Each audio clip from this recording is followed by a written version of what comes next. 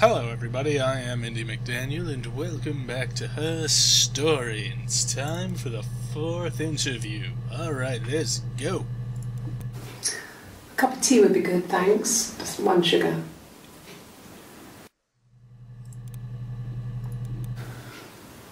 Well, fine, considering.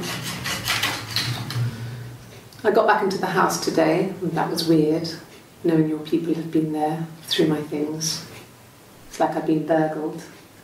Only worse, obviously. I don't know. I haven't lived in the cellar yet. They sent a cleaner in. As good as new, he said. But they had to throw some stuff out. Couldn't get the blood out. And I'm still waiting to hear from the coroner so we can get a date set for the funeral. It's going to be a cremation. So,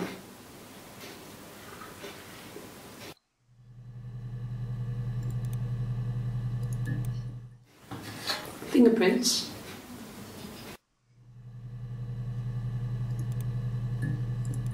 No, no one has been in the last few weeks. We had a plumber come in 3-4 weeks ago. Someone sang you from the rock.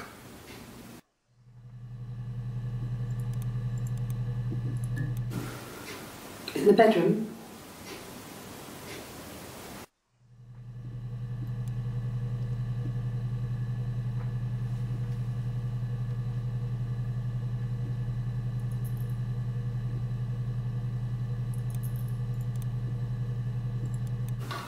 I hoover my dust every week, maybe less. I once asked Eleanor how often I should dust, and she said, if people ask, tell them you do it once a week, but every few weeks is okay. I think she was just trying to make me feel better. I mean, when I was there, she was hoovering every day. You know, ran an ordered house. You know how that generation is, putting on a brave front.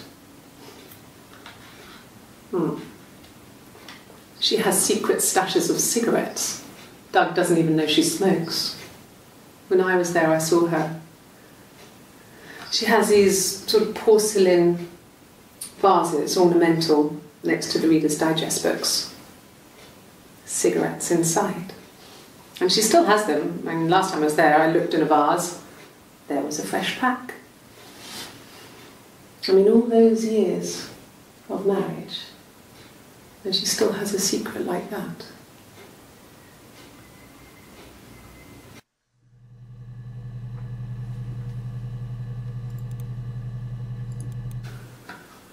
Well, a week or so ago.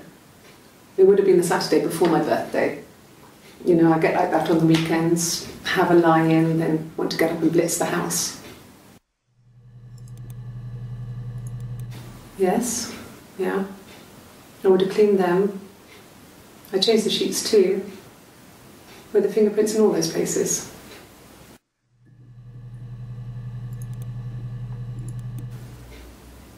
Could they have been my parents' fingerprints? I'm not sure how long they last for, but is that possible?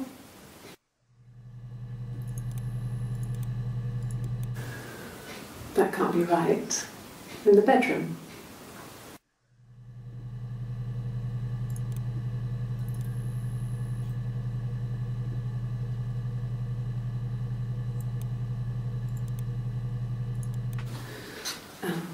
I sleep on the right side of the bed as you come in from the door.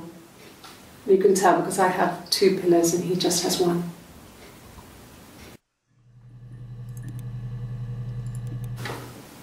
What kind of hairs?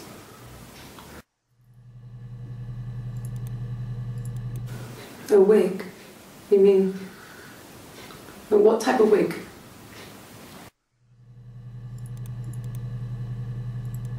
No, I've never worn a wig. What kind of wig?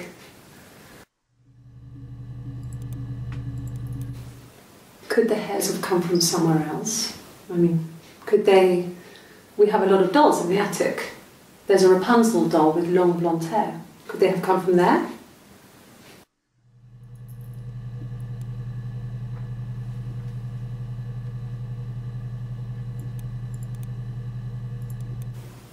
Okay. okay. I parked up on the street. It was busy, so I had to park down the end of the road. Walked up, knocked on the door, no answer. I took my keys out of my bag and unlocked the door. The main lock was unlocked. You can tell because the key doesn't turn when you try to turn it to the left. I walked in. Simon's coat wasn't on the peg.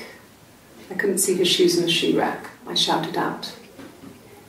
I walked straight into the kitchen because he usually sits in there to have a cup of tea and read his paper, but he wasn't there. I touched the kettle. It was cold. I looked quickly in the living room. Nothing. So I walked upstairs to the bedroom and he wasn't there. I didn't search for him because it was pretty clear he wasn't there. I had a shower. The phone rang whilst I was in the shower. I didn't answer it. I think it was Eric. Then I was just exhausted. So I lay down on the bed and I fell asleep, though I didn't mean to. I woke up a couple of hours later and I was surprised to see no one in the bed next to me. And then I remembered where I was and what had happened. That's when Eric called again. This time I spoke to him. Then I called Doug and Eleanor. And then I decided to come and see you. That enough?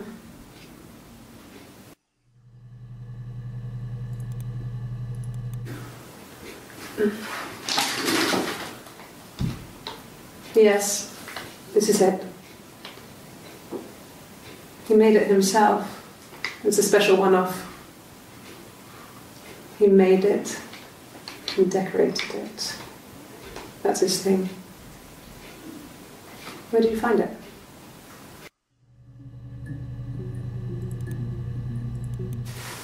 Silver leaf? No. He normally silvers them properly. This mirror, it's supposed to look antique. The reflection isn't as good.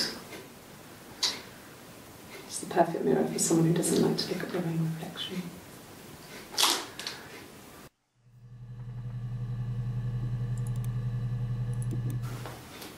Look, on his clothes, that would make sense. He made it by hand. I mean, he brushes the silver onto the glass. It's not how they make mirrors these days.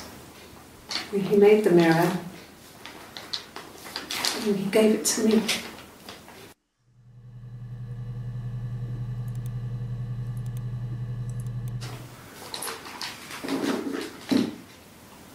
On his throat. How?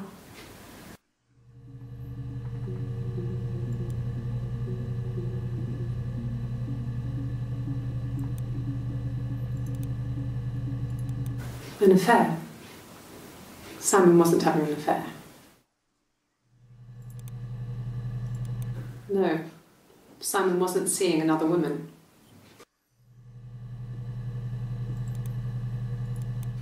Good, happy. I mean, ups and downs like any couple, I guess, but we've been married for over 10 years.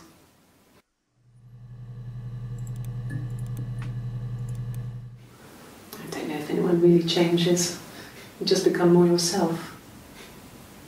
Simon was my prince, and that hasn't changed.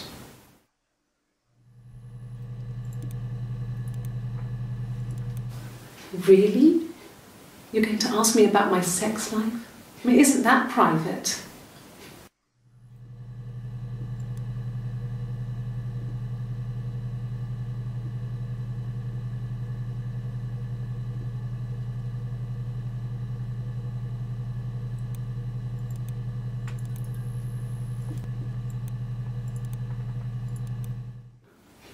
Are you married? How is your sex life? Well, there you go. How many kids?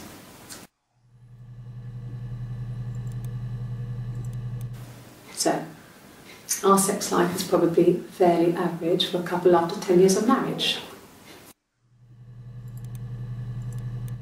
No, I have never been unfaithful. I've never cheated on Simon. No, you're talking to the wrong person if you think I'm some kind of slut. If you think I'm the kind of person that would have had sex with all those guys.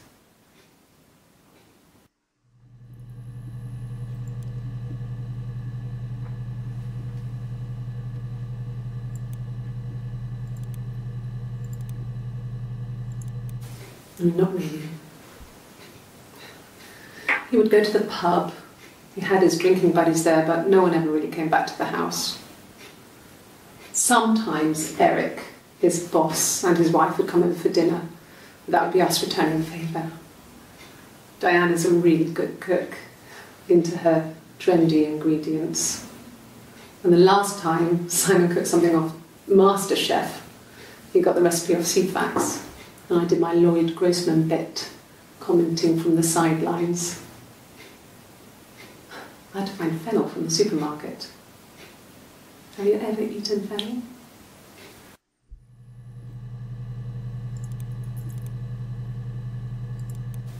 Hurt someone? Yes. But everyone thinks that from time to time, right? You just want to lash out.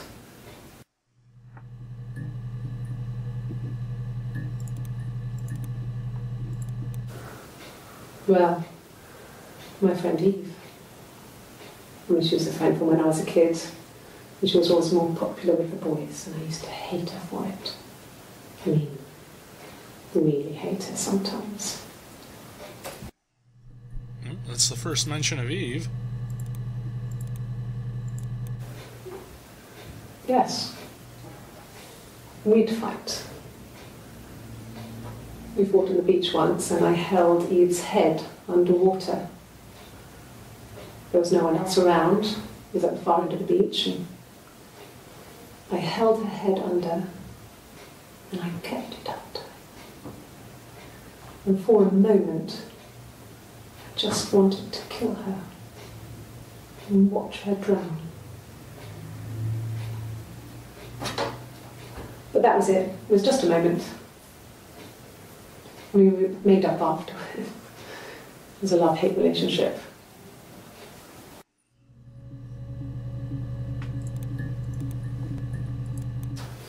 A police station. Yeah. When I was young, we ran away on my birthday. Bob Dylan was playing in London, and we thought we could break into his tour bus and have him take us with him. The taxi driver we paid to drop us off, I mean, we'd saved money, pinched a bit here and there to pay for the fare. He was suspicious because we were so young, so he told the police. So they came and picked us up and took me back to Portsmouth. My mum picked me up from the station. But I blamed everything on my friend Eve, so my parents let me off.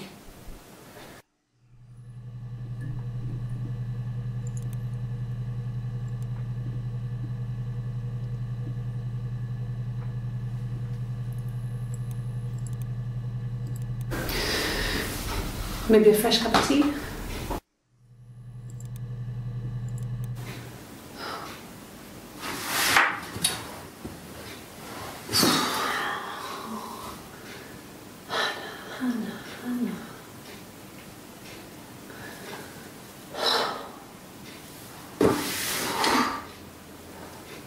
What are you doing talking about Eve?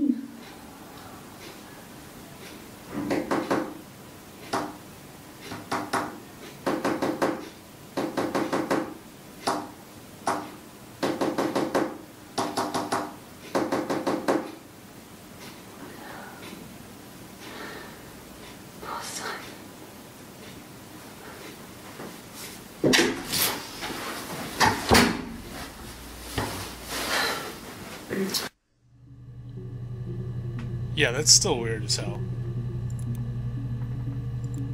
Just the one sugar. Thanks. Is that camera recording?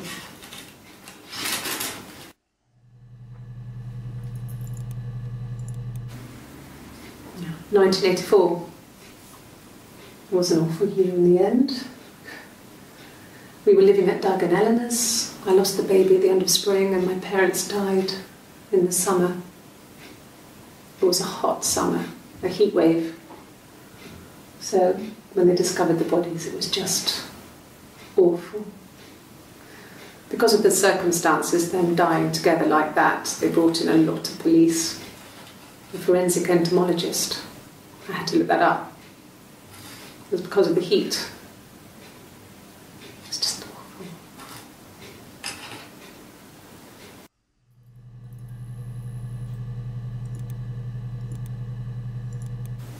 They said it was food poisoning. There was something in the food they ate. My dad liked to pick mushrooms, grow them too. They said it was the mushrooms. It was hard to believe. Death caps. They have a skirt around the cap. My dad taught me that. But, the police had no reason to think it was suspicious. They lived alone. And no one had any reason to hurt them.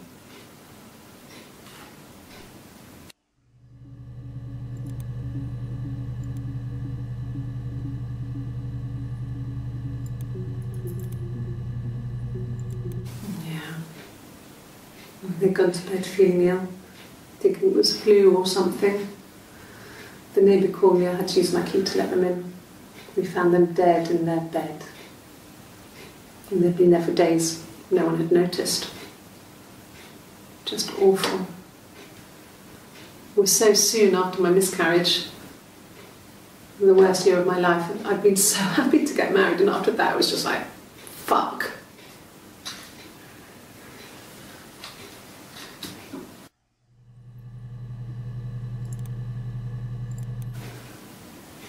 Yeah.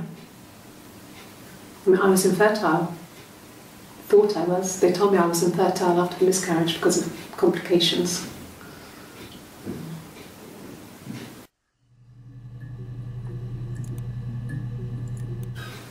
I would have been a good mother. I was young, but I would have been a good mother. She was a girl, by the way, the baby. We were going to call her Sarah. Simon wanted to call her Ava after his nana, but I didn't want her to have a symmetrical name.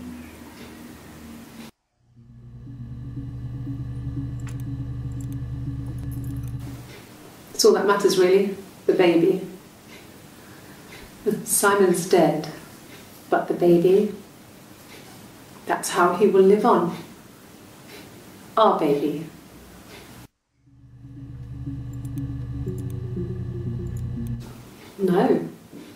No, Simon didn't play guitar. He wasn't very musical. He liked to listen, but he was tone deaf.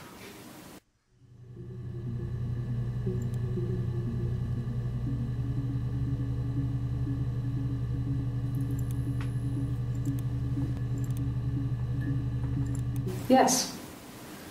Yeah, it's my guitar. And that's the end of interview 4, which again is kind of a strange end to the interview. But, alright, so that was the introduction of Eve, who was referenced as a friend in that damn creepy weird-ass tapping bullshit.